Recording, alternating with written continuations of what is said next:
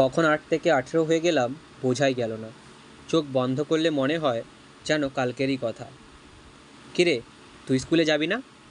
ও, তাহলে আমিও যাব না। স্যার, বাইরে যাব আমরা? আর স্যার বলতো, কেন, সবাই কেন, একা যা। তখন হয়তো একা হয়ে যাব, এটাই বোঝাতে চাইতেন স্যার।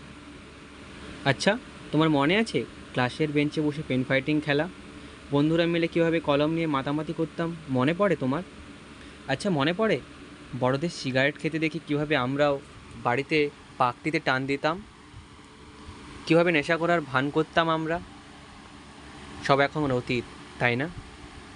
হঠাৎ একদিন হাত দিয়ে লেড পেন্সিলটা কেড়ে নিয়ে হাতে কলম ধরে দিল ওরা। খুব ইচ্ছে করে দিনগুলো ফিরে পেতে। ইচ্ছে করে আমার বন্ধুকে বলতে, তুই না স্কুলে গেলে আমিও যাব না। কিন্তু সময় তো কারো ধার ধারে না, কাউকে চেনে না, তাকে আটকায় কে?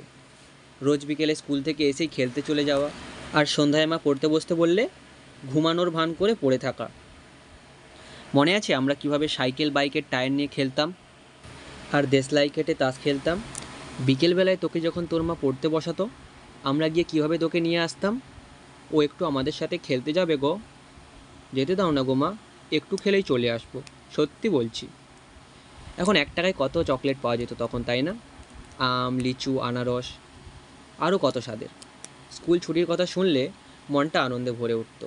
আর আজ দেখ, আজকে মন শুধু সেখানেই যেতে চায়। আউট, আউট, তুই চুরি করছিস। আমাকে ব্যাট ধরতে না দিলে আমি আমার বল নিয়ে চলে যাব। এই এক্ষুনি আড়ি, আবার এক্ষুনি ভাব। সব কিছু যেন আস্তে আস্তে ঝাপসা হয়ে যাচ্ছে।